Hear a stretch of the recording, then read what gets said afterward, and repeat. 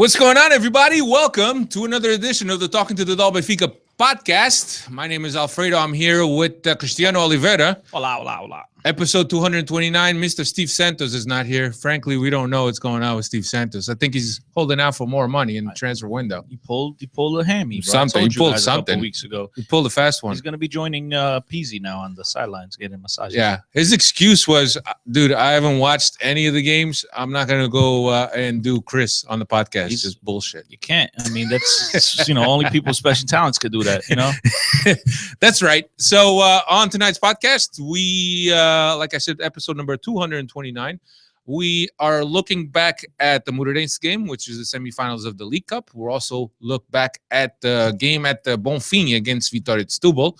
We'll look at the Nacional. We'll talk some transfer news now that the window has closed, and we'll also look ahead, if we have time, to the month of February. That's a lot to cover. Plus, your Twitter questions. So if you're out there on Twitter land and you're watching us live, please hashtag Benfica Podcast with your questions, and Cristiano and myself will do the best we can to answer all of them. Don't know if you did this on purpose or not, but you sent out a link to our podcast here tonight, and you sent it out in Spanish. Good job. I mean, we're getting bilingual. No, we're getting bilingual. I don't know what happened one day. It's because of your on your keyboard. You have it to Portuguese, and I guess no. One day it's sent out in Chinese. That was for Emma.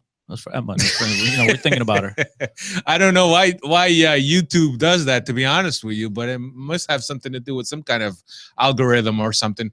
So, Cristiano, let's get right into this. I know that Moreirense was probably a game we would like to forget. I know that you watched the game live. I didn't get a chance to watch the game live, but I read a few things, and it's probably best that I didn't watch the game live, to be honest with you. But let's start with that. I'll give you the lineup. Ederson, Almeida, Lilu, Jardel, and Eliseu. Samaris and Pizzi, Salvio, and Carrillo on the wings. Rafa behind Jonas. Semifinals at the Algarve Stadium with the chance to play in a final, which would have been this weekend. And quite frankly, we'll just run through real quick. 6-minute goal by Salvio, and the rest was basically an abomination. The rest reminded me of the Boavista game, with the exception of scoring a very early goal. It reminded me of the Boavista game because we had chance after chance after chance. We could not capitalize, and then all of a sudden, it's that old saying, "Que no marca sofre." You know what I mean? And that's exactly what happened. And it was just, man, it's a sad thing that I have to sit here and talk about these last two games. I really wish I was not sitting here. I wish I was with Steve getting a massage or something. Getting a massage. Yeah. Here's the thing, right, Chris? So it's something that we have been talking here for quite a bit. When Benfica scores a goal, and it's not even 2 goals or 3 goals, but when Benfica scores a goal, it seems that they completely take their foot of the accelerator. Instead of looking for the goal that's going to give them some peace of mind, they actually try to slow down the game, depend on their defense to shore up and control the game. But quite frankly, our defense hasn't been the greatest. And if Jardel was trying to make a case to return to this lineup, this wasn't the best game for him. I think he's involved in at least 2 of the 3 goals that Moreirense scored, starting in the 46th minute. And it's just not good for a guy that's trying to get his place back on the starting level. That first level. goal, I thought he was actually going to get to it. It seemed like between him and Lisandro, one of them was going to get the ball. The ball was just trickling over the line. And I don't know how the hell he tripped up on his own feet and he was able to just let that ball through across the line. I was rather surprised. But the one thing about Jardel, man, you have to remember, for the last couple of months, really, it's been the Luizão and the Lindelof tandem. You know what I mean? And these guys have been out of rhythm. And it takes you a little bit of time, especially a guy that missed most of the summer, if I recall correctly. Yeah. With an injury. Then he was out for a while more at the beginning of the season. And ever since then, he really hasn't gotten regular playing time. No. It's going to take these guys a little bit of time to get into that rhythm. And listen, unfortunately, things just haven't gone right for him. Yeah. Everybody's is calling for a change in the defense. Get rid of Almeida. With Luizão being perhaps the most mentioned name. But here's the thing, right? So because Luizão is a lot right-footed, he can't play with both feet. To save his life at least. some people think that because Luizão is playing on the right, that's pushing Lindelof to the left, and it's making Lindelof less effective in the central pairing. What do you think? Man, listen. I mean, last year we saw Jardel on the left and Lindelof on the right.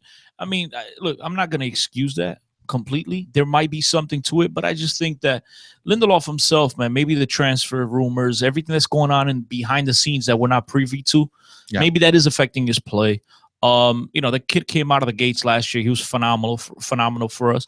And maybe just having a dip in form. I mean, I still like him. I still think he has a bright future ahead of him. But maybe just not playing at the same level he was playing last year. And, you add that to the fact that you don't have Grimaldo to his side.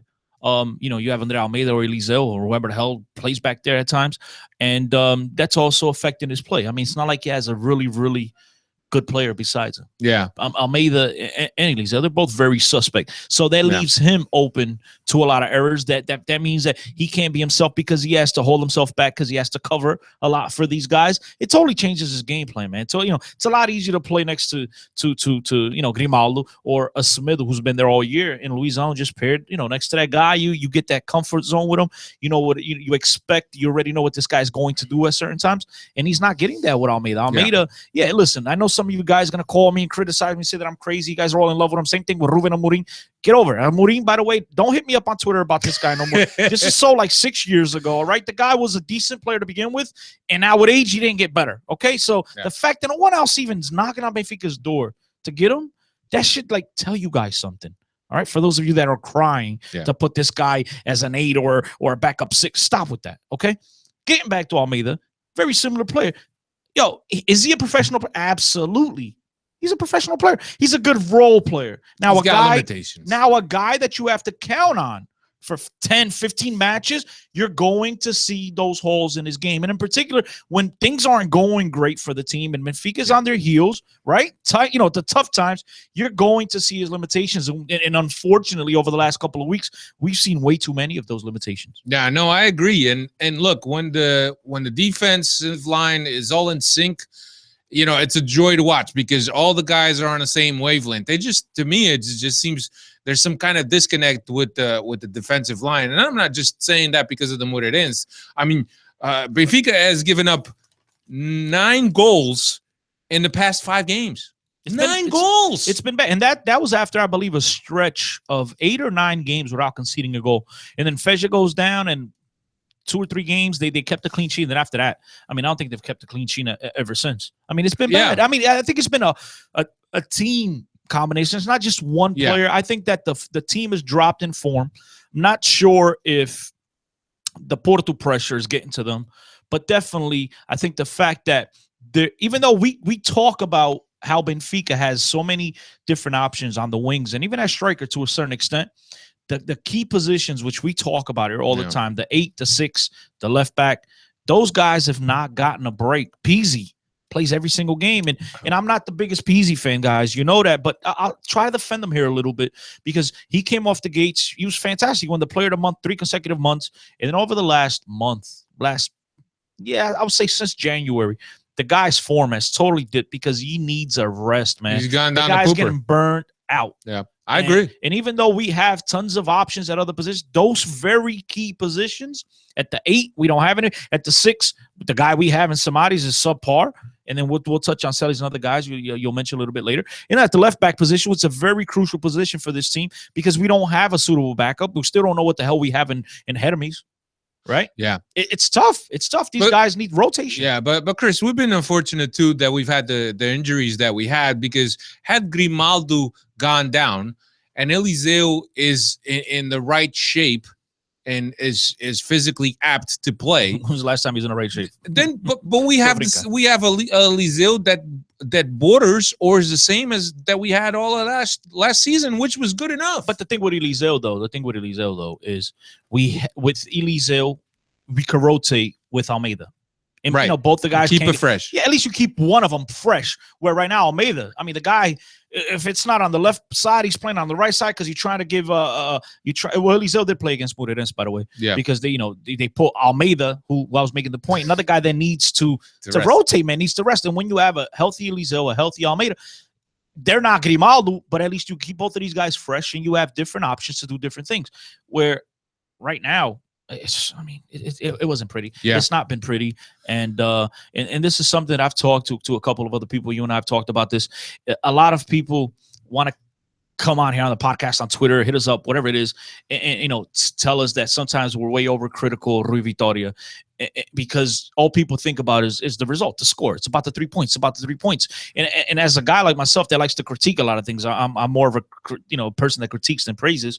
I come here and I try to speak my mind, but then when I do see those results, you're kind of like, okay, maybe the people have something to it. But it's just a bigger picture here. The team has not been playing well. Yeah. And the results have been masking the fact that we have not been playing well. And maybe this now goes back and points the finger at Rui Vitoria, because, like you've mentioned, even if Eliseo was healthy, we still got the same options as last year. Yeah. And this team is just... Well, I don't know how much of it has to do with Rui Vitoria. I'm sure some of it has to do with Rui Vitoria. The regaining of focus, perhaps some breaks we were not getting. But I remember following those 2 games against Guimarães, where one game for the league we played with our main team, and we basically we outplayed Guimarães out of the pitch, and then we played with our second line against Guimarães in the Taça da Liga or whatever that was, and we played out of the pitch. So at that point, you're looking at this team. Okay, our main 11 is good, playing well. Our B guys our second line guys are playing well.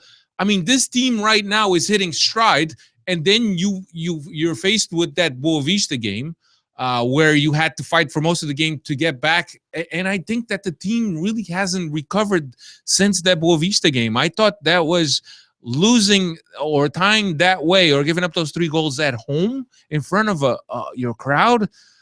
I don't know if that had some kind of mental scars that left with the players. It goes back to what I just said regarding Pizzi, Feja, and then you could bring in Luizão and guys like that these guys need a rest, because any successful team, bro, it's built down the middle. From 2 goalie, centrais, center mid, whatever your mid, the middle guys attacking mid, and then your striker. That spine that Benfica last year was so successful with, that we kept praising week in, week out. Renato, Feja, Pizzi when he came into the middle, Lindelof and Jardel, that combination. Ederson showed up out of nowhere, and even before that, Julio Cesar was excellent, and then Jonas up top, because Gaetan and Salvio didn't have a great season last year. Smith, who got hurt, remember, he didn't have a great season. Yeah. Eliseo didn't, but the spine up, from the top to the bottom in the middle of that team, they were phenomenal. And this year, we've had a couple of guys being, whether it's burnt out or just they're not at the same level this year.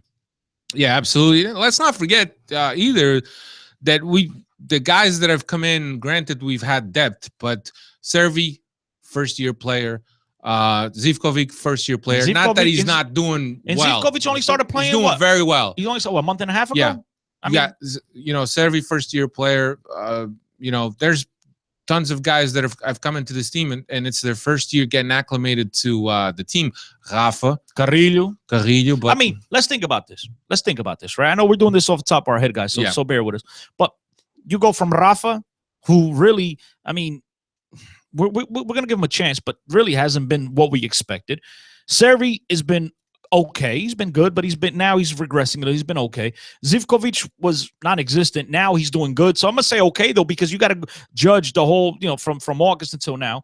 Carrillo's been a bum. Celis has been a bum. I mean, let's be honest. The guys that Benfica have brought in have not been, a hit. They've not been good. You lost Renato Sanchez, arguably your whole midfield. You lost Nico Gaetan, who's your best playmaker. You lost very impactful players, and you have not replaced those guys with impactful players. Well, and if you have, they're delayed in showing themselves. I think that Servi's done very well for his first year in Portugal, but is a guy that has some inconsistencies to his game. But he's a guy that could provide a spark, and I think that next year will be 3 times better. Who? Servi. Even nobody, you expect them, right? That's the gradual. Yeah. That's what we expect from young players. Him, Zivkovic, but right now, they're not there yet. And Benfica lost very, very important players and just haven't been able to replace them. Yeah, but ever since the Boavista game, we had a horrible first half against Tondela. Then we had this Moreirense game. Now we go into this Vitória Setúbal, and I'll give you the lineup real quick before we get into the game. Ederson, Smith, Luizão, Lindelof, and Almeida facing Pizzi. Face was back. Servi and Zivkovic on wings, Jonas and Mitroglou. I mean, you look at this lineup and you say this is the strongest lineup that Benfica probably has right now, with Zivkovic little by little cementing his place on this 11. Jonas and Mitroglou, which arguably are a partnership that has given us a lot of good results in the past year. Is Jonas at the perfect form right now? No. Based on who's available. The only guy you could actually make an argument for in that lineup is maybe Rafa over Servi right now. But like you said, they're your best options, and it did not look good. Yeah, it did not look good. No, it was we talked about the lack of intensity here from the team, and I think that it's showing a lot. There's a lot of passiveness and defense in the final third, lacking pace, lacking ideas, lacking imagination, lacking creativity. Last year, when we had games where the team was lethargic, wasn't playing all that well, you had the individual talent to bail you out. This year, that individual talent is is not coming out, and when it is coming out, is missing opportunities. And again, we missed a lot of opportunities. We finished up the half, I think, with close to 70% of the possession in the first half. Yeah, we kept possession, but it wasn't dangerous. But we weren't creating chance. In the final third, everything is missing something. It's as if lack of pace, lack of intensity, lack of movement. Setubal scored their goal in the 21st minute, and after that, they organized themselves defensively, and it was very hard for Benfica to penetrate the way they had been playing. And you know why that is? Why? Coaching. Yeah. Rui Vitória did not get it. And bro, I don't want to go this direction, but this to me falls all on Rui Vitória. Rui Vitória did not have these. Well, he doesn't run for the play. He doesn't have these guys prepared. That's fine, but the player. Look, but if there's a lack of pace up front, you're gonna blame Rui Vitória for that? Yeah, I'm gonna blame Rui Vitória because once this team trails, right? It's not just trails. Once the times get tough, it's like Benfica's got that deer in the headlights look, guys. I mean, think about it, Alfredo. Every time they give up a goal and they fall behind. In years past, like you said, you had players with Garra, the talent took over, right? We're not seeing that this year. There's something there. I don't know if it's from the locker room or just the player. I don't know what it is, but there's something that Garra. Yeah. Nobody's playing with heart. Nobody's playing with that emotion. Remember last year we beat Sporting Porto. You had players kissing their shirts. And where is that this year? We don't have that. Yeah, I mean, I think that perhaps the team this year hasn't been in the same position that they were last year, where they were from behind.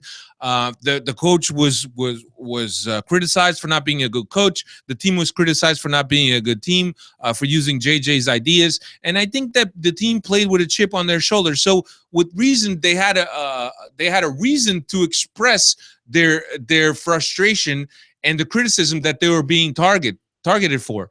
But here's a statistic that ties into what you were saying. In the past 7 games where Benfica has gone down, Benfica has yet to win a game where they've gone down. You said it all 2 minutes ties, ago. five losses. You said it all 2 minutes ago when you said Vitória Setúbal scored their goal and they got themselves, but they got compact. Okay, yep. They had a plan. They had an idea of what to play. They had an idea of what their coach wanted. Benfica's like, okay, we're all free balling here. Let's just whatever happens, happens. Yeah. Where's the game plan? Where's Rui Vitória? I mean, there's a game plan, but the execution is flawed. I don't know. There's a game plan, but the fact that you're not using your pace and your speed and you're not working your movement to penetrate and to create mismatches and to get behind the defense, that's where your execution is flawed. I think the game plan is there to a point. I think after a while, it's every man for himself. The way the team starts to play, they lose their head, they lose their composure. Salvio's trying to take people on. Pizzi's trying to take people on. It's not the ideal situation. Cristiano's also mentioned that Pizzi looks tired. Love or hate him, Yes, he's capable of good things, but overall, he's not a guy that's designed for that position. He's not your box-to-box guy.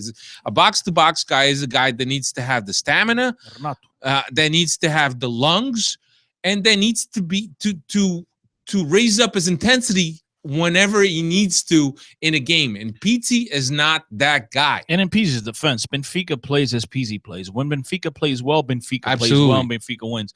And when Pizzi doesn't play well, like we've seen the last couple of games, he goes missing. This team is total crap. And teams have also found that out. Absolutely. And so that goes to say, you know, like this guy needs a break. He needs someone to come in and relieve him at some time. So much crap about Andre Horta at the beginning of the season. Now that he's back healthy, we haven't seen him play, barely ever. You know, the Danilos of the world, the guy that still boggles my freaking mind, okay, that he comes off the bench. The one game that he plays against Sporting, right, that you guys even made the point. I'm like, what the? It made no sense. You know, he's gone. Like, it just. Yeah, I mean, there's so many. On paper, it made sense. So. Not even on paper. And so many, so many decisions have been made this year that leave you scratching your head. Yeah, and it's Mr. Rui Vitória pulling those strings.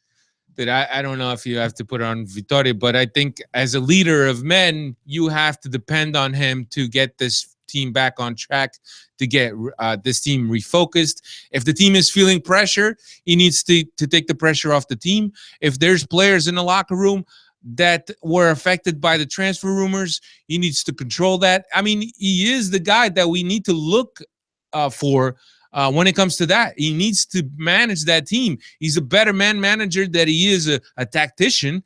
We all know that. So he needs to do his job and get this team focused. We'll never question his man-managing skills. He's proved time and time again that he's good at doing that. I love the fact that he's a classy individual. He's the type of guy that if you had a daughter, you hope she'd come home with, right? But unfortunately, you don't have a daughter, not in this case, and she's not in charge, and she's not the owner of a soccer team. Therefore, what I care about is what he knows inside those four lines, and he leaves a lot to be desired, guys. Absolutely. So 20 shots for Benfica in this game against Vitória, where Benfica lost 1-0, and we couldn't put it away. I think we had a couple times that we hit the post and were unfortunate not to capitalize.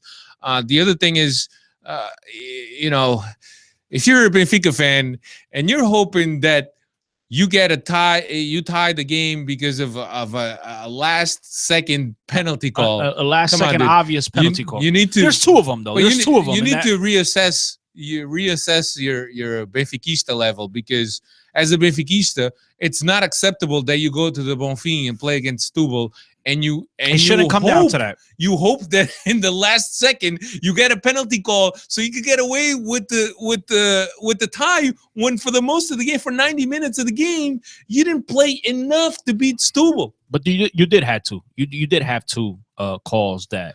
Yeah, but you can't excuse yourself. Nobody's excusing it, but you did have to. That's all I'm saying. I'm just pointing it out because everyone else points out their penalties and sends them to UEFA, into the World Cup, and to Russia for everybody to look at. And I'm just pointing out the obvious. I mean, there was two. The one on Mitroglou, that the dude comes down with both of his hands, and then the one last second against Carrillo, who to me is another questionable move. I mean, this team has no energy. Sorry. This team has no energy. This team looks like they're just going through the motions. They're there playing the game like, okay, what time's the final whistle so we get the hell out of here? And who does Rui Vitória Carrillo in the 72nd minute? Who does Rui Vitória bring into the game? Carrillo for Almeida. But it was the right move for Almeida. But it's a guy that where we need intensity. It was the right thought, but wrong player. I mean, this guy, for the exception of maybe 5 minutes since August, has shown no intensity, what the hell soever. And this is exactly what this team needed. They needed an injection of energy. They needed a Gonzalo Guedes off the bench, and this was the wrong dude. Yeah. Well, there you go, mentioning Gonzalo Guedes. Now, a lot of people are clamoring that Benfica should have never gotten rid of Gonzalo Guedes. It's smart business. It's like you have a motorcycle that you're absolutely in love with, but it's really worth $10,000. Somebody wants to give you 85, and you're like, dude, I love it, but you got to go. Peace. And it's the same thing. Gonzalo, look, we like him. We appreciate what he did for the club. But, too good of a deal to turn down. 42 consecutive games scoring record was halted. In all comps. 53 domestically. And now we've had 5 points taken away by Setubal during this out of a possible 6. Yeah, out of a possible 6. So we in the first half we tied Setubal, and now we give up 3 points to Setubal, and we give up the 4-point lead that we had to Porto ahead of a very important fixture for both of our direct opponents, regardless of one being in fourth. But now we're one. We're feeling the pressure, and we really don't need this added pressure. I'll give you what's ahead in February. It seems somewhat simple, but the way that this team has been playing, it's not going to be all that simple. So on the 5th, which is this weekend, we play Nacional at home. We got Aroca at home on the 10th. Then we are home to Dortmund on the 14th. On the 19th, we travel up north to Braga. And on the 24th, we're home to Chaves. So, Cristiano, if there's any comfort in this month of February, is the fact that you're playing 4 out of the 5 games you're playing at home, where you have the support of the fans, where you have the comfort of playing that Estádio da Luz. And in particular, Nacional and Aroca, if Benfica are able to turn around and put out a good performance and get a couple clean sheets and maybe come over, with 3-0 victories here, a lot of people will be calmed down a little bit here. But also the result this weekend with Alvalade, that will have, was it Alvalade or they're going this weekend? I don't know. I don't give a shit. Whatever. But that result will also come into play. I just think that they have a chance here to right the ship. But don't come at me, all right, and tell me that we're back to this great team after we right the ship against Nacional, who's 17th out of 18. Yeah, absolutely. So let's see what happens here. And then even if they come away with very convincing victories, I'm still very intrigued by what the possibilities against Borussia Dortmund, who's a fantastic team. But you asked me 2 weeks ago, I would have told you it was like 45-55. Actually gave Benfica a chance because they've actually had a couple of bad losses at home themselves in the Bundesliga. Yeah, and so I thought Benfica, but the way that Benfica have played lately, I mean, right now, I got to be honest with you, it's not good, Cristiano. Coming off that double fixture with Guimarães and seeing the way the team was playing before the Boa Vista fixture, I thought, the team is hitting stride now, right? So they went through that first month and a half where you're getting acclimated to the ideas, the players are getting acclimated to themselves, and now you're finally hitting stride. You're getting guys back. You're incorporating and integrating these guys into the team. You're getting that rhythm. And then all of a sudden, ahead of a very important stage of the season, such as February, where you're playing the round or the knockout stages of the Champions League, and now all of a sudden you kind of go into a little bit of a funk. I wouldn't call it a crisis, because I think it's a little bit too much to call it a crisis, but it's definitely a funk. You're not getting positive results. Last 5 games, 2 wins, 2 losses, 1 tie. Not the results that you wanted. Last year in January, Rui Vitória was 8 for 8. Which was part of our recuperation of points and our build up to winning the championship. Now we had a great run last year. Yeah, I mean, we won 25 of 27 games to finish out the season in the Liga, at least. I mean, that's a tremendous run, and that's what allowed us to get back in the race and eventually overtake Sporting and finish on top. But that was last year. This year's this year, and look, I don't want to be overcritical, right? Because teams do go through their ups and downs. It's just the way that it's happened. I mean, it's not like Benfica lost against Braga and Porto, and you're like, okay, hiccups.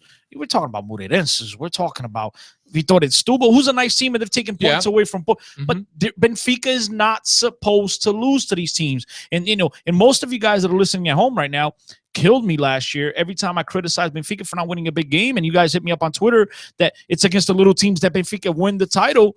Well, right now they're not even doing that. Right now they're losing and dropping those points to these little teams. Yeah. So what's gonna happen when we play Braga? What's gonna happen when we play Porto? What's gonna happen when we play Sporting? I mean, so far we've done okay against Sporting. We beat Sporting in what we lost 2-1, and we tied Porto. So it wasn't all that bad. But you're entering a stage now, and you look at Porto, and Porto's gaining confidence. So we face Nacional this Sunday, 6 p.m. local. Nacional is 17th, as I've mentioned. 3 wins, 4 ties, and 12 losses is their overall record. Away, They have only won once, tied another time, and lost 8 times. So if there's a game for Benfica to rebound, okay, and get back their confidence, not that I'm saying that everything is going to be all right if they beat Nacional 3-4-0, but it's a stepping stone to getting back on that confidence. It is, but they have a huge question mark, though, this week coming up. Well, no Pizzi. No Pizzi. I mean, think about it. Most likely, no Pizzi. We struggle to get someone to back them up, and now we're going to have to throw someone to the Wolves and say, here you go. You know, well, do your magic and carry us this weekend. Put Samaris in there who has been absolutely atrocious all year. I mean, look, since we're talking about it, who would you like to see at that position this weekend? I don't know. Andre Horta? Andre Horta seems to have a knock. I don't know if he's fully he's hurt recuperated. He seems to have a knock. I'll throw one for We'll you. talk about Celis. Celis went to Guimarães on loan. We'll talk about that in a little bit. I'll throw one for you. Go ahead. I'll put Rafa on the left, Zivkovic on the right, and Servi in the middle. I mean, Servi's shown that he tracks back. That's too low for Servi, dude. But he tracks back. I mean, what are you going to play? Samaris?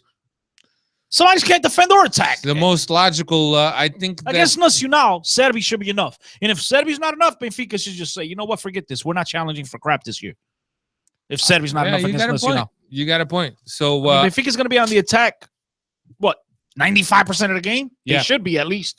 So at Stadio de Luz this Sunday, 6 p.m. local, make sure you catch that. It's perfect right before Super Bowl. If you're here in the United States or anywhere internationally where you follow the Super Bowl, it's a great it's a great appetizer for the Super Bowl, if you will. Unless Benfica loses, then it's not going to be so great or a bad result. Transfer window closed today at midnight in all of Europe, I'm pretty sure. And I'll run you down with what Benfica was able to do. Pedro Pereira from Sampdoria, 19-year-old right back. I told you guys about this a month ago. You told me he's going to Bournemouth. And Juricic, who was on loan at Sampdoria, was included in the deal. Peace. So arrivederci, as they say in Italy. And I think Patrick Kendrick will be proud of my Italian. Yeah. Arrivederci. And Traquarista. Traquarista. Did I get it right? Colpo di testa. Colpo di testa. Did I get it right? No, trequartista. Whatever. Trequartista, calcio, whatever.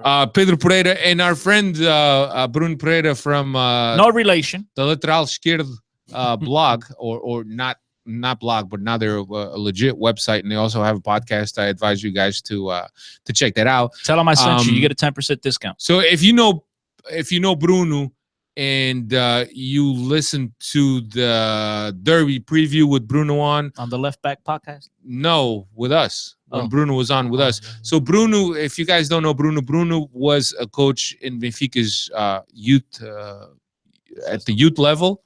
And he was actually one of the guys that was one of the coaches for Pedro Pereira. And he gave us a really good scouting report. Strong physically, can play as a center back also. Not as creative as Semedo.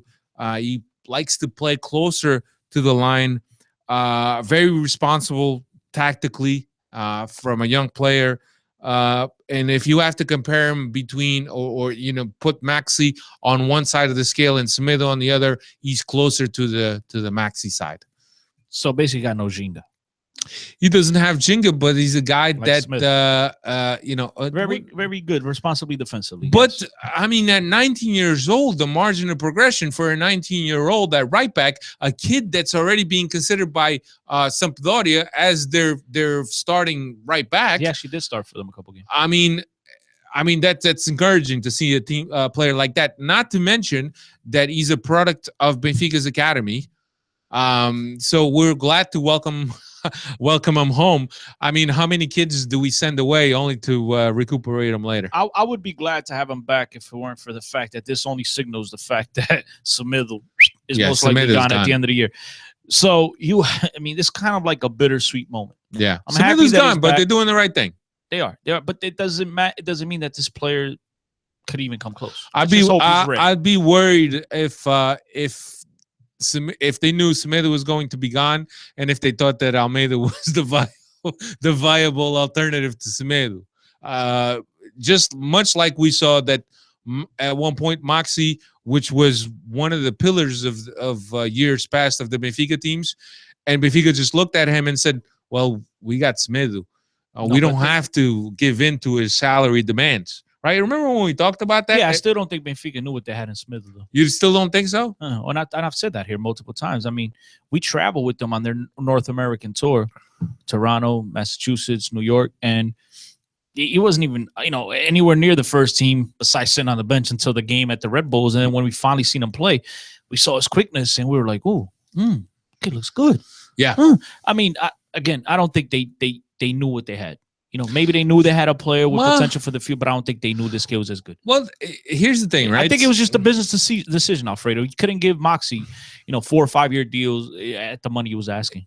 The thing is, here's the thing, right? So as a coach and as a guy that works with the youth teams and the young kids, the talent is there, right? So you have to be talented to be making these teams.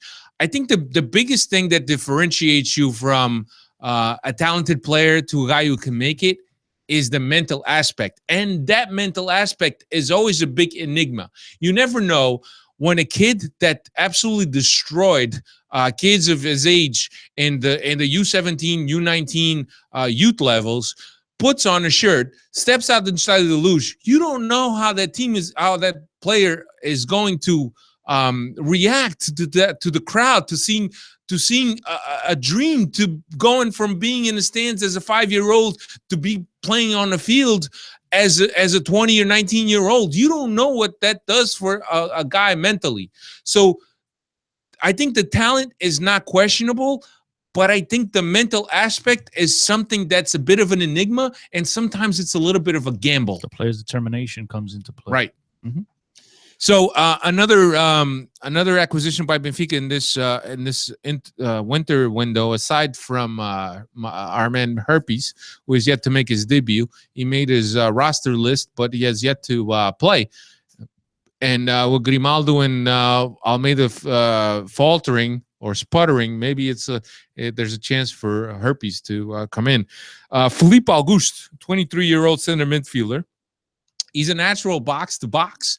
That Benfica guy from Rio Ave. He arrived from Bahia in the 2012-2013 season. He was 18, 19 years old at that time.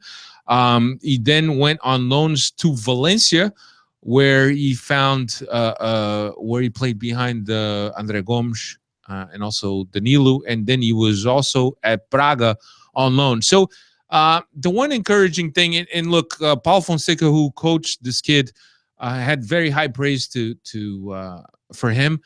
The one thing that it's encouraging for me, and look, I've never seen this guy play. Maybe I have seen him, but I never took notice.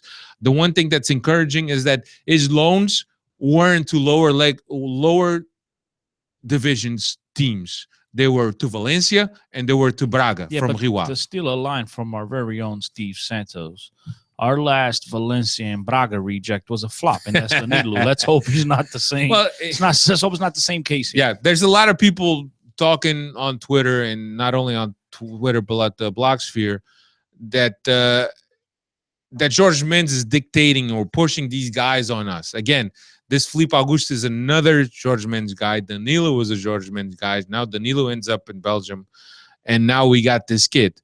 So apparently, from what I understand and what I'm read, good technically, is not the type of guy who will change the game with a move or taking players on, much like Renato, but is a guy that gets the ball, moves it, finds the right pass, albeit sometimes he's more of a shorter pass guy. So, I mean, if you think about it, he's more like a face than a box to box. Let me look at my notes. Wait, are you reading the Danilo?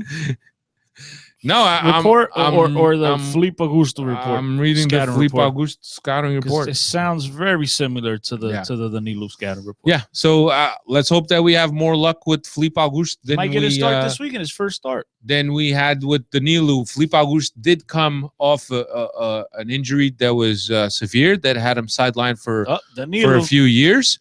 Not a few years, a few months. He has since then been back. I think he played against Benfica last time that Benfica played the Rio Ave, and Paulo Fonseca also says that he's ready to go, that he's fully recuperated. Fonseca, actually, I don't know if you said this yet, but Fonseca actually thinks that Yeah. he'll challenge Pizzi for that number 8 spot. Yeah, Pizzi's Which not an 8. We'll dude. see what happens. Well, he's not a winger. All of you, he's an interior guy in a Oh, different system. an interior designer. So anyway, as far as the other transactions, loans, João Carvalho, which was with the B team, went to Setubal. Very good move. Pelé went to Ferenc. Pelé had loans. Benfica got him from Belenenses. Was at Passos Ferreira. But he also was injured, but now he's back. So Benfica loaned him to Ferenc. Gilson Costa, which was a B attacking midfielder, big boy, went to Aroca. And Oscar Benitez went back to Argentina after being loaned out to what was it, Braga, not working out there. Not working out.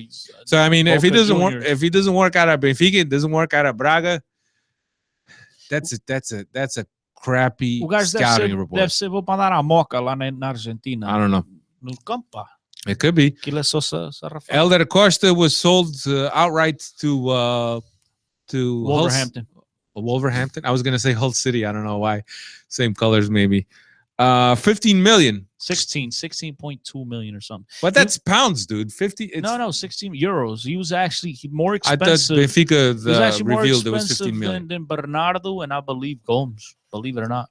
Out of all those guys, they're all highly touted. And I know that there's a lot of guys out there criticizing this move or Benfica letting them slip.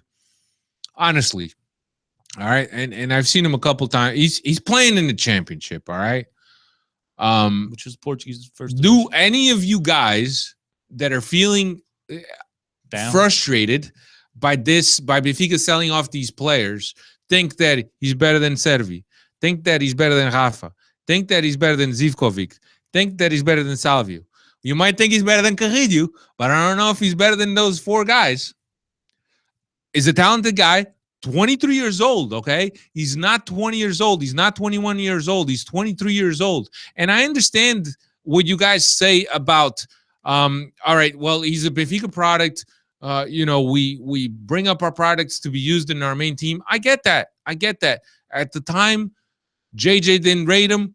He went away. He's been away. Benfica has a chance to capitalize. 15 million. You take that. You take that all day. Yeah, especially if he doesn't have a spot on this team and the coach has no doesn't want this guy anywhere near his team, doesn't have any room for him. Yeah, absolutely. I agree 100%. Yeah. Make your money and just move on. I mean, it is what it is. Yeah. So Salles was also loaned out to Vitória Guimarães. That's last minute, right at the closing bell, if you will. It was rumored to be going back to Colombia to play for Milionários, but ended up at Guimarães. And Cristiano, one last piece. One of your favorite Benfica right backs just got signed at Vitória Setúbal.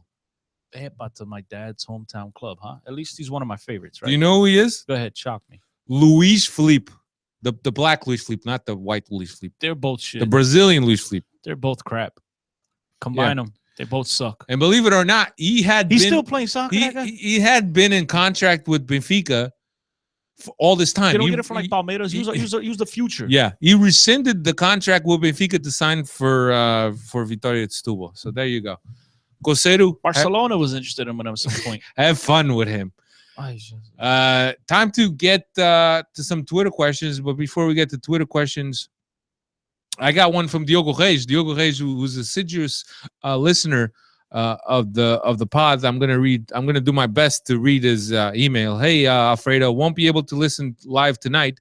Wanted to get some questions into the email if it's cool with you. Do you think Jonas is applying the same 9.5 role he was last year successfully since he's come back from injury? Cristiano, what do you think, man? I know that we expected a lot from Jonas, but to expect that much from Jonas coming back from injury so soon, I know that he added quality to our front line, but dude, he was out for it's gonna take good 2-3 months. Yeah, and it was a foot injury, so he couldn't run. It's not like you keep can stay in shape.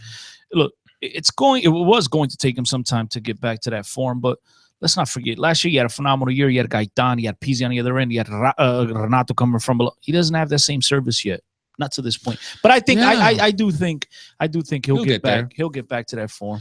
Right now, look, everything's going wrong, not just for him, everybody else. I mean, over the last couple of games, no matter how many attempts on net Benfica were going to take against Moreirense and against Setubal, the ball wasn't going to go in. It just was not going to go in. Yeah. Dude, almost 3 months out of action. That's a long time for a guy that's on the other side of 30. You follow me?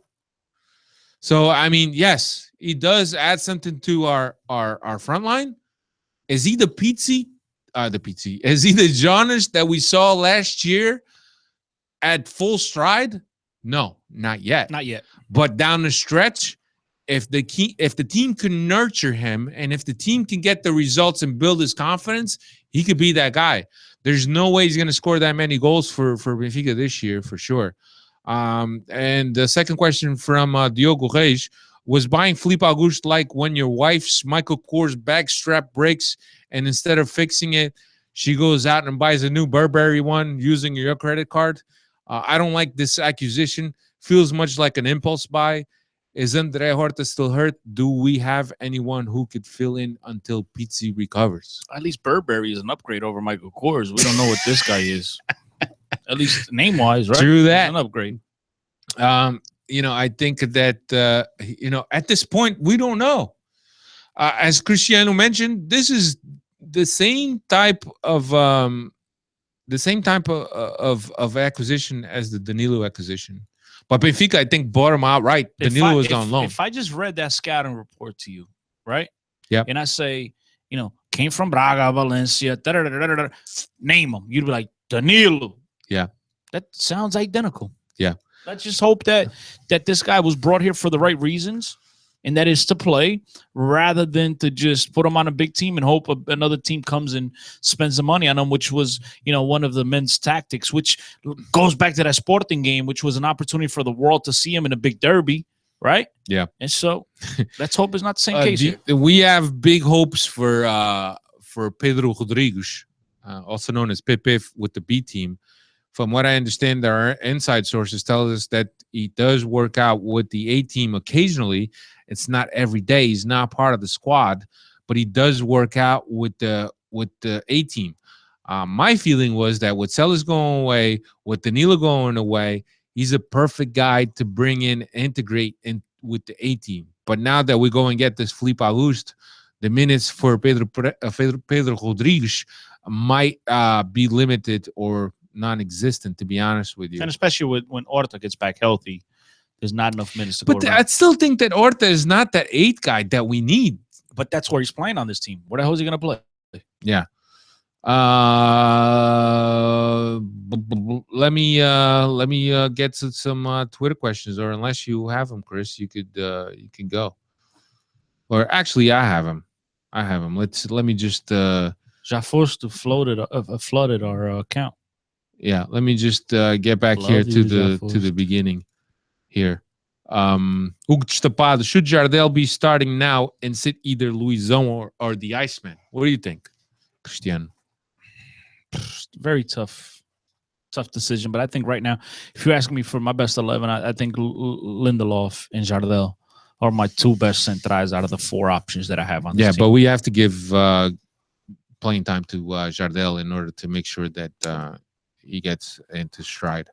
Also, one from Hugo Tapado, thoughts on Carvalho to Setubal. Concedo is good for youngsters and seems to talk highly of him. Look, anything that challenges a young player that's part of his evolution process, of his maturity process, is good. The problem is with Setubal, Setubal is a team that's now fighting for European places. Is Juan Carvalho going to get minutes? That's the thing. I mean, for one thing is to play every week with the B team, albeit at a lower level. And the other thing is to go to Setubal, and even though you're training with players that at a higher level, if you're sitting the bench, that's not going to do any good for you. It all depends on the player. If he goes there with the right mentality, with the right attitude that he wants to improve, and he doesn't pull a Freddie Adu, he'll be fine. But if he goes out there with that mentality, he's too big, to play at these small clubs, and he doesn't go there and put in the hard work and the dedication that it takes to be a professional, it'll just be a waste of time. Here's one from Kevin, Nivek SLB. It's time for Eliseo to start at left back. Almeida has done a decent job while Greamy was out. Greamy / Eliseo were hurt, but it's time for a real left back. Here's the thing, right, though? But how long? Eliseo is like that old 1955 Model T you got in the garage that you got to push it to get it started. How long is it going to take Eliseo to get into stride to actually put out decent performances? I'm okay with giving him a run. But to be honest with you, I want to see Hermes. I'd rather see him. Let's see what we got. And if he's not at the level that he could play in a game against Nacional, then get him out of here. Yeah. Rich de Oliveira, here's your opening question. What the hell is going on with Benfica? I think, Rich, I think it's a mixture of things. I think that it's fatigue on some key players, coaching, lack of intensity up front, lack of urgency. There's a few things, and I think a lot has to do with Rui Vitória needing to get these players refocused on a task at hand and what they need to do. I know that we just turned the corner on the season. There's still a lot to play, but right now is the time that you should be building the momentum, a la last year. Setubal is on a roll. He probably has a box of pastéis de nata in front of him, and he's just typing out these questions as he's chugging down those pastéis de nata. New rumor of Andrea Moreira to Benfica. This, to me, he's better than Joel and could be Ederson replacement. Thoughts? Andrea Moreira. I don't know much about him. But people speak highly of him. But apparently, the dealings is that he was going to join Benfica next year. I think that Ederson doesn't make it past this. Yeah, I think Ederson's 100% out, especially after he got his Portuguese citizenship. He's gone. He's him and Semedo. Peace. And Grimaldo might be the next guy, and Lindelof. We might lose all four of those guys, youngsters. Might be out the door. Here's one from Mo, My Golf Adventures. There are too many choices for wingers, and Rui Vitória can't figure out who plays. Ziv and Rafa need to start, but Salvio first off the bench. I mean, as with Vitória, you go with the hot hand, but at the same time, you don't want to disturb the chemistry too much, stir up the chemistry. But if it's not working, I mean, you got enough guys that can come in. I think that Zivkovic is cementing a spot in these 11s. But the rest, I mean, Rafa, as Cristiano mentioned already, he is yet to prove the money that Benfica paid for him. Yes, he did have a goal and finally got that monkey off his back. But still, man, he's a guy that comes highly touted, perhaps our most talented winger on paper, and he's yet to prove that. Right now, our most talented winger, if I have to pick one, is Zivkovic, and he has played a fraction of what the other guys have played. See, Rafa, throughout his career, he's had the luxury of, even when being out of form, to still play and get in form and get in game shape and get in game rhythm by being on the field. And now moving to Benfica, and this is what happens to good players at these smaller clubs. When they get to the bigger teams, they don't have that luxury, because every time they step on the field, they have to perform. And he's not having enough time to get into rhythm, to get into game, shape. It's just Rafa needs to play. He needs to play. Vitória needs to leave him out there and just bite the bullet. And in order for him to do that, though, he needs the Mitroglous and the Jonases to put the ball in the back of the net. Because if he has to make changes, immediate, impactful changes, guys like Rafa, if they're not doing anything, they're going to have to come off the field. That's right. He needs to be on the field, though. I mean, he needs to make an impact. Yep. I mean, if you don't make an impact, man, you got to be pulled off. Here's one from Win Galaxy 7 Edge. Hey, dude, if you want to send us some Galaxy 7s, I'll take one. Have you noticed? I thought for a second this was spam, and then I read the question. Have you noticed that scoring in general and scoring in the box isn't efficient since Jonas came back? I think that Mitroglou is not snatching his chances. That's the biggest thing. But dude, hit me up. See if you can hook me up with one of those S7 Edges. I'd love that. I love Galaxies. Yeah, you hook me. I'll sell mine. I'm an iPhone guy. Hook me up. Here's one from Mo. Another one from Mo. Benfica look lost in the final third of the pitch and can't get out of their own way. With their talent, they will figure it out. But when? Mo is those types of guy. He's a glass half full rather than a glass half empty type of guy. Mo is always going to see the good in you. I hope you're right, Mo. Yeah. Mo also thinks that that there was an impact in losing Gedge. No replacement for Jonas to change things up. I won't answer no more Mo questions until he owes me. Hey, Mo. He owes me the bet he lost. He pays up. The thing with Jonas and that guy behind the center forward is that yes, Gedge could play there, but Servi could play there, Rafa could play there, Zivkovic could play there, Andre Horta could play there. So I mean, there's ample coverage for that. I think that I don't want to talk about more. I'm more the thing the Gedge the thing that upsets me about Gedge, the Gedge deal overall, is not the fact that we sold him, because I think that's very good business and I don't want to talk about it anymore. But it's the fact that there's a picture of Luis Felipe Vieira in some room with all the PSG's board or whatever, and Luis Felipe Vieira is holding a jersey from PSG that says Gedge on the back. Why are you holding another team's jersey, dude?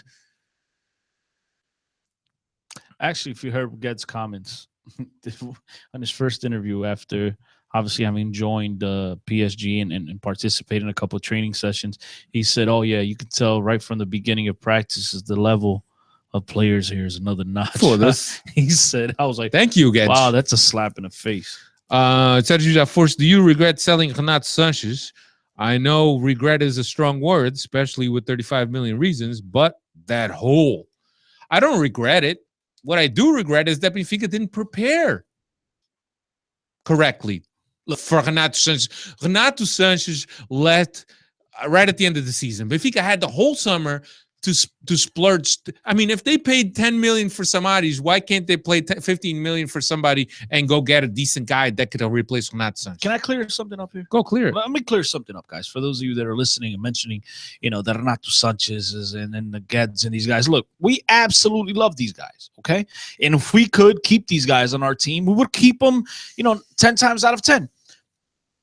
Out of the way. Benfica doesn't sell because they like to sell. They sell because they have to. They need to. Yeah. Okay? They have to sell. So forget about whether we would sell them or not. It's about the structure. It's about the business model that the club is running. That him and we don't. I mean, at least I don't. I shouldn't say him and but I'm not privy to. I have no idea what the hell their books look like. But I'll just say this: they're selling these guys because they have to, because they need the money. That's the model. Okay. And there's a question coming up here. Model. I don't recall. I mean, we'll give you credit in a second. But someone asks if the Geddes sell was directly impacted by the fact that Benfica did not sell Jimenez. And to answer your question, I'll give you props as soon as I find the question again.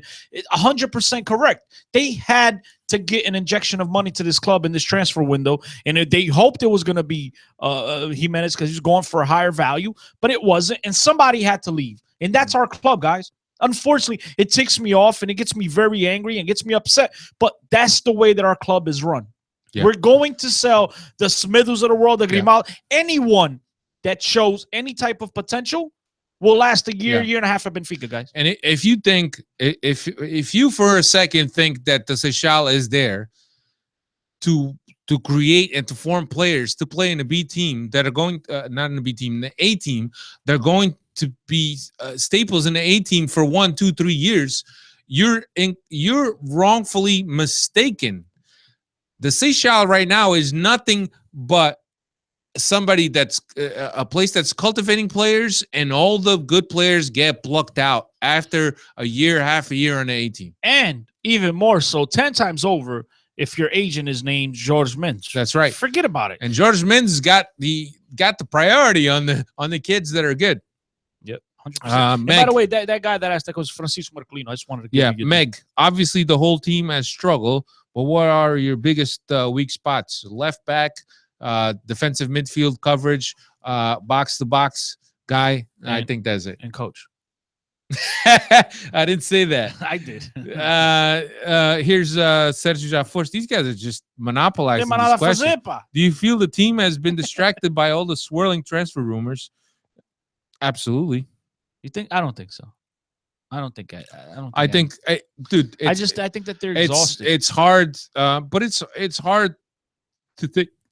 Excuse me, to think that Lindelof is not being affected by the rumors he's going to Manchester United. That's one guy. That's not the team. Sérgio já foste, says a espinha dorsal do Benfica está torta. Tem que ir ao chiropractor. Do you think the team is just waiting for a Guilherme Cabral video to take it to that extra level? They're all the same, dude. Same music, same way, just different images. So I saw his post on Facebook, and that was reason good enough for me. But yeah, I mean, those videos are always get you get your hairs in the back of your neck standing up and little Irish tear depending on the content. Here's one for you, Cristiano, and this one Sergio knew he's getting to you. Following his two assist barn burner of a game on Sunday, should we have recalled Tarap today? I love this. From his loan. All it does is turn my L into a possible W, because you guys get on my case about Tarap, and I've always stuck by my word that the guy is a very, very good player. It was his mental aspect that we all question. And when you asked me, if you recall, a couple weeks ago when he finally made the switch to Genoa, did I think it was going to work out? And I said it's up to him. And when this guy is right up there, he's a fantastic player. Yeah. From what I read, the coach put him in as desperation. So he wasn't even counting on putting him in. He was desperate. See, he threw him in. See, those are his words, not mine. You read that. They put him in the 32nd minute. I don't know if he was desperate. He was losing 1-0 at the time. It was in the 32nd minute? He went in the first half, yes. Okay. And then he had 2 assists. Partió aquela merda toda. That's what Tarap does. Here's one from João Gomes. Any Genoa fan, send me a shirt. João Gomes. João Gomes. What's up, João Gomes? Hey, guys. I think the Classic comes at the right time for us. We have to win our next match, so we gain a little more moral. Yeah, it's a beautiful time. We don't have to play it. Depends, João Gomes. If those two teams tie and we win, it's not the same as if we had still had the 4 points and now we stand to gain either 2 points or 3 points on one of them. Or lose points.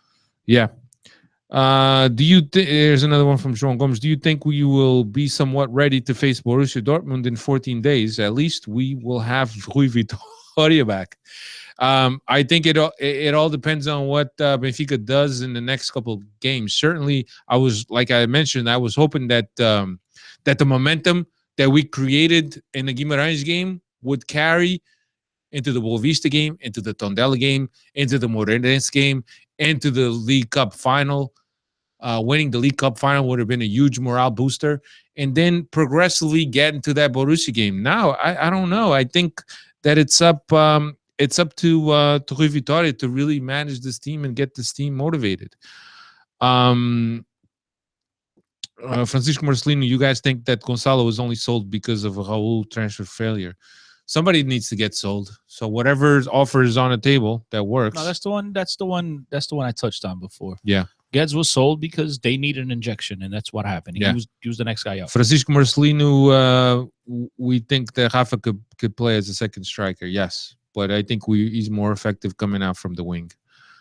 Francisco Marcelino, how about the possibility of Enzo returning? Useful? No, thank you. I would take him. I would take him. I won't take him. I would take him 100%, even though I was pissed off, if you recall, the way he left without thanking the fans and everything. I would absolutely take him, okay? No. But the transfer window closed, man, so that's schest.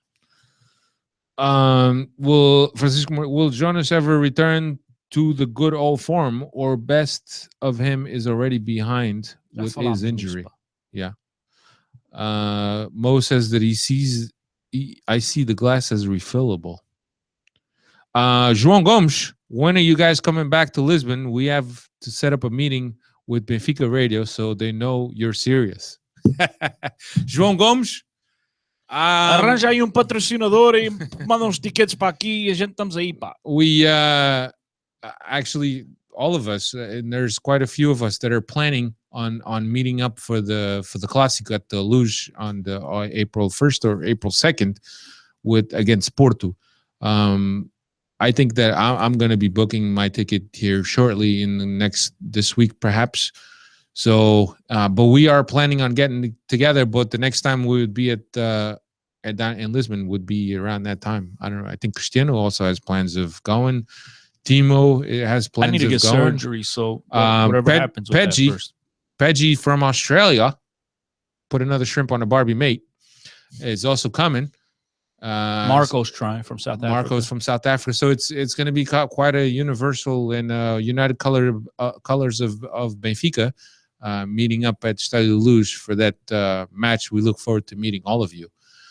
And that's about it. That's all the questions I have. Do you have any more? Timo.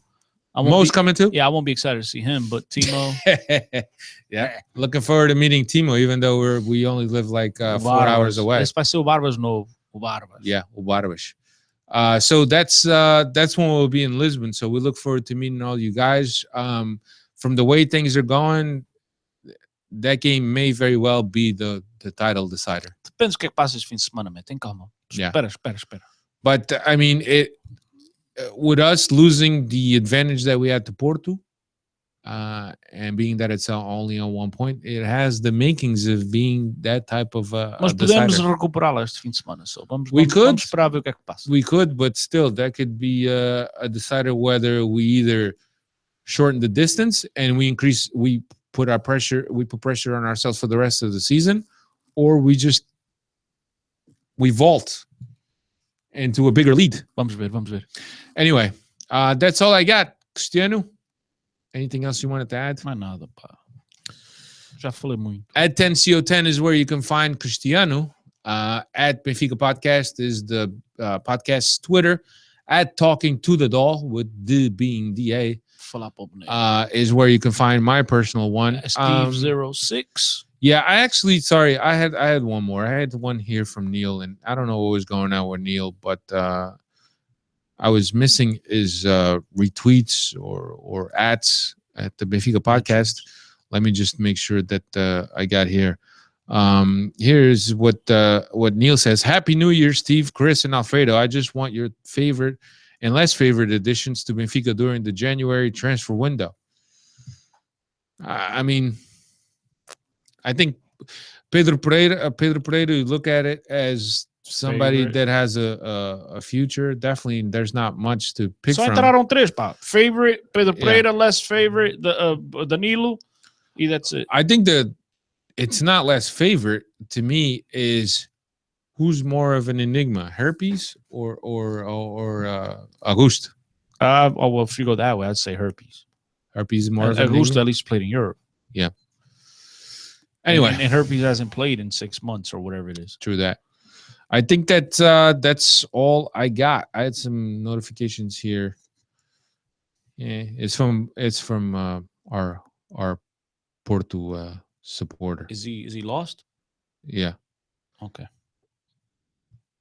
He says, although it's still too early, some fans already want Vitória. What do you make of it? I think that Portuguese people are very fickle. I think it's early, but I don't have a problem with it being spoken about. How many people have wanted Nuno Espírito Santo out since the start of the season, even after he made his drawings? Anyway, it's all talk, man. People talk. People like to talk. You know, they live off of talk. So I think that no. All right. Anyway, BenficaPodcast.com, planetbenfica.co.uk. I think that's about it. Next week we'll be back. We will break down the Nacional game. We'll look ahead to the games that are upcoming. Thank you very much, Cristiano. Thanks for coming, man. Peace. Everybody, have a good one. Have a great week.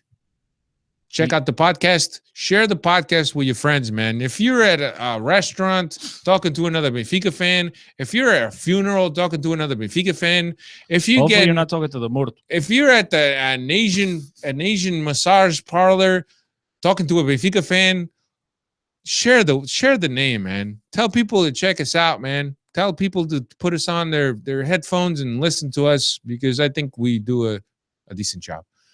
Thank you very much. See you again next week. Take care. Arrivederci.